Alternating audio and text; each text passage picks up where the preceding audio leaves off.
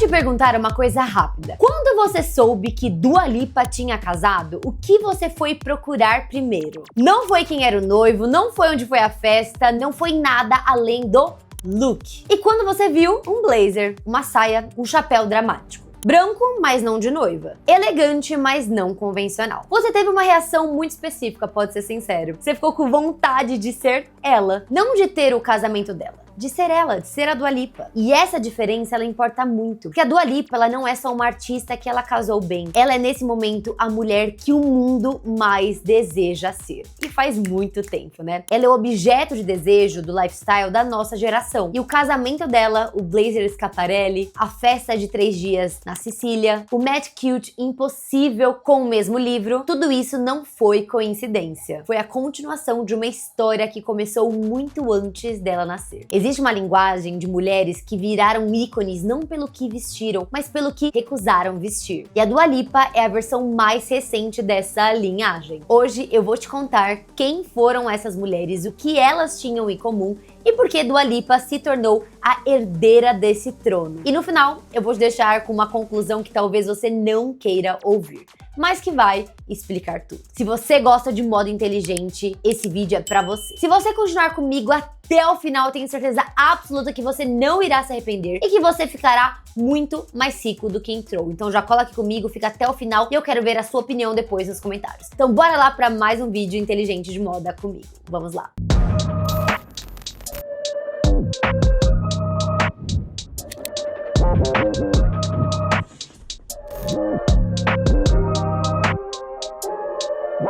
Primeiro, nós vamos começar com a linhagem dessas mulheres. Vamos lá pra trás em 1971, onde Mick Jagger, vocalista do Rolling Stones, um dos homens mais desejados do planeta, se casa em Saint-Tropez. E a noiva, Bianca Pérez Moura Macias, uma nicaragüense de 26 anos, que quase ninguém conhecia, aparece com um Taylor branco de ninguém mais, ninguém menos do que Yves Saint Laurent. Blazer, calça e um chapéu de abas largas, sem véu, sem cauda, sem nada do que esperavam para uma noiva. E a imprensa, gente, acabou enlouquecendo. Como ela ousou desse jeito? Onde está o vestido? Ninguém entendeu o que tinha acontecido. Bianca Jagger não deu nenhuma entrevista explicando. Ela não postou nada, né, que na época nem tinha nada de redes sociais, não justificou nada. Ela simplesmente apareceu daquele jeito e foi embora. E acabou acontecendo uma coisa muito estranha. Quanto mais as pessoas criticavam, mais ela começou a ser copiada. O visual dela, gente, virou referência instantânea. E Bianca Jagger, que antes do casamento era namorada do Mick, se tornou um ícone fashion, um ícone de estilo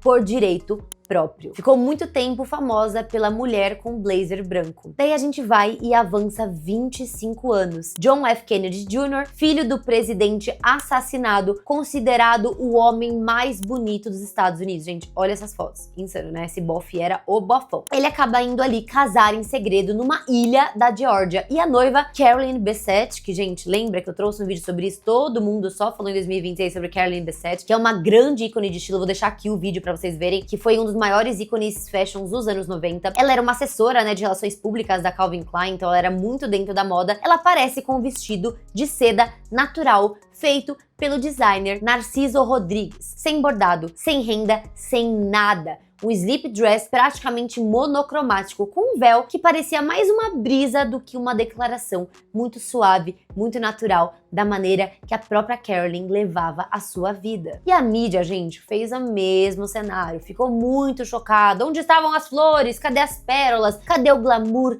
Cadê todos os bordados? Carolyn Bessette sorriu para as câmeras, ou melhor, ela não sorriu, né? Ela tinha um olhar de quem sabia exatamente o que estava fazendo. Ela era bem it's your girl. E foi embora com o marido.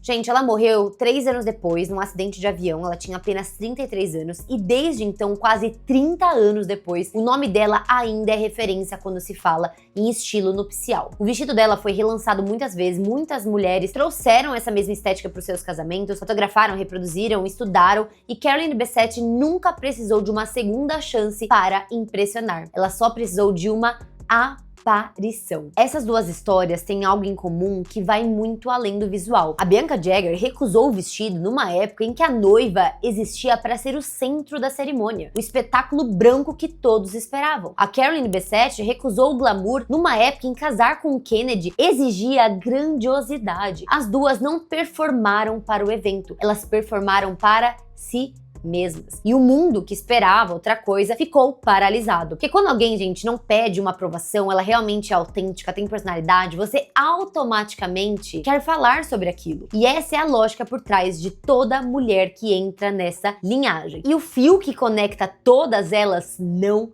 é a roupa, é a recusa de pedir permissão para existir do jeito que são. Elas são apenas elas. E foi nessa linhagem que Dua Lipa chegou em 31 de maio de 2026. Mas espera, porque até aqui eu te falei de mulheres que se tornaram ícones quase por acidente, né? Bianca Jagger, Carolyn Bessette, elas existiam num mundo que não tinha YouTube, não tinha Instagram, onde ser famosa era uma coisa que acontecia com você, não uma coisa que você construía. Já com a Dua Lipa é muito diferente, né? A Dua Lipa, ela construiu esse lifestyle. E quando eu digo isso, eu não tô só diminuindo, tá? Eu sou super fã da Dua Lipa, gente, eu admiro muito ela. Eu estou fazendo exatamente o contrário, porque construir uma carreira com essa inteligência, nessa escala, nessa era, é mais difícil do que parecer natural numa fotografia de 1900 e bolinha. Mas antes continuemos, muito prazer, meu nome é Marcela Carrasco e aqui nesse canal a gente fala tudo sobre o mundo da moda. Negócios de moda, tendência de moda, tudo que for moda mais fresquinha sairá aqui primeiro, que é o melhor canal de moda do Brasil. Então se você gosta muito desse tipo de conteúdo, já dá muito like pra me ajudar muito,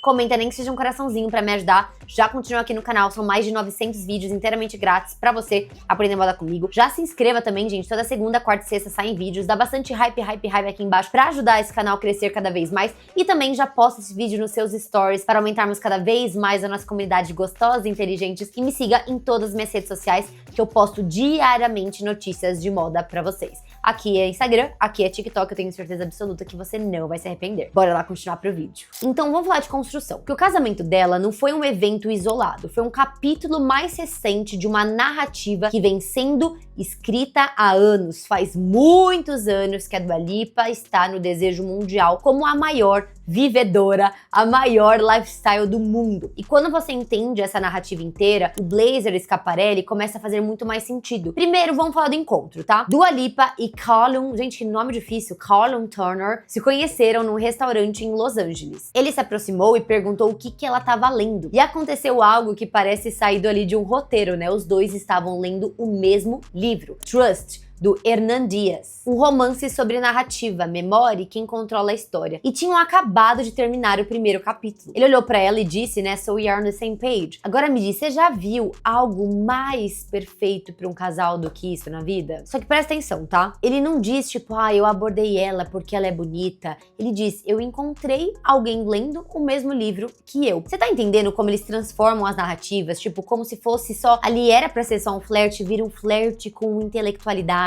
Posiciona a Dua Lipa não como um objeto de desejo físico, mas como par intelectual de um homem atraente, britânico e ator de sucesso. Vocês entendem que mesmo que seja natural, eu não conheço a vida deles, né, a dois, a mídia torna tudo muito bonito, muito sofisticado e muito inteligente. E isso é atraente, que no final das contas todo mundo quer ser amado, mas quer ser amado além de ser inteligente, ter a sua carreira, ser posicionado. E a Dua Lipa é tudo isso ainda vivendo muito, né? Viva lá a vida. E o livro em questão, Trust, é um romance sobre narrativa, sobre quem conta essa história e quem controla o que os outros acreditam ser de verdade. Será que há alguma coincidência nisso? Talvez, mas às vezes a coincidência diz mais do que a intenção em si. Segundo, o anel. Gente, algo que deu muito bafafá foi o anel da Dua Lipa, porque Callum Turner, ele projetou o anel com a ajuda de Rina, né, a irmã mais nova da Dua, e isso não é um detalhe pequeno, isso é uma declaração de intimidade familiar, mostra eles como ali uma família margarina. Então o que esse gesto diz? Eu não comprei um objeto caro pra te impressionar, eu entrei na sua família para criar algo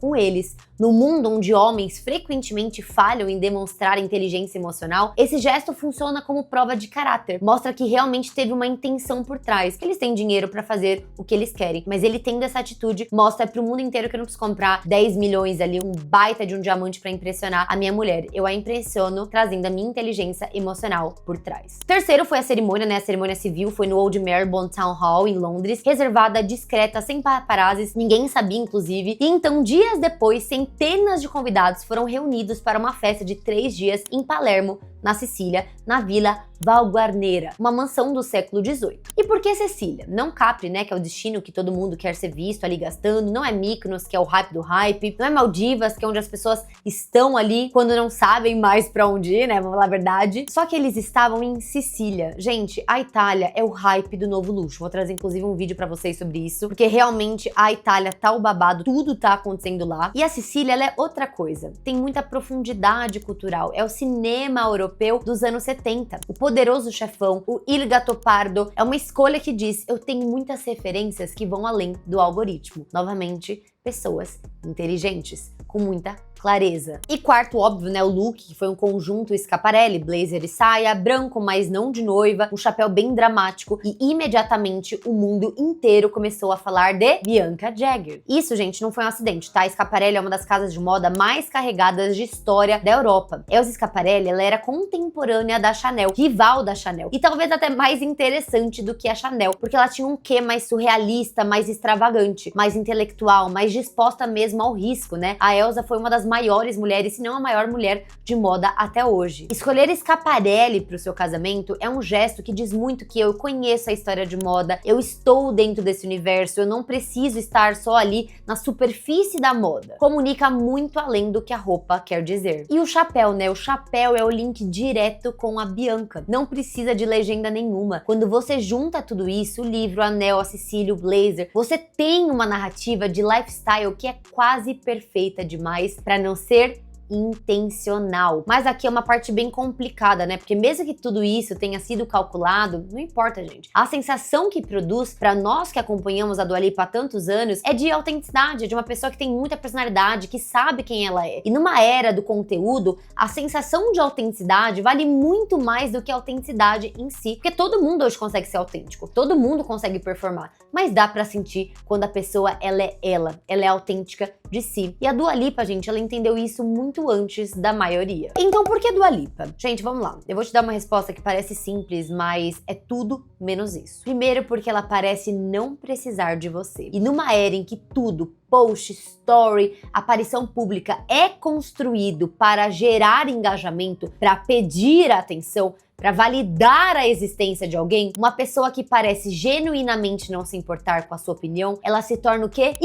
Irresistível. Ela é muito sexy, é um imã de atenção. A Dua Lipa, gente, ela lança música sem pedir permissão pra ninguém, né? Inclusive pro pop convencional. Ela usa roupa sem pedir permissão à convenção nupcial. Ela escolhe parceiros sem pedir a permissão da imprensa. Ela vai pra Sicília sem pedir permissão ao algoritmo, inclusive não postando as fotos oficiais do seu vestido de noiva. Então tá falando no Twitter que parece que ela vai fazer uma capa de Vogue, mas vamos dar uma esperada, mas realmente ela quis trazer pelo menos uma certa privacidade por um período. Eu achei isso muito legal. E quanto mais ela não pede, mais você quer estar lá. E isso é exatamente o que Bianca Jagger fez em 71, o que Carolyn Bessette fez em 96, o que todas essas mulheres dessa linhagem fizeram. Elas entenderam instintivamente ou deliberadamente que a aprovação que não foi pedida vale infinitamente mais do que a aprovação que foi mendigada. Mas, gente, agora vem a parte que eu preciso que você ouça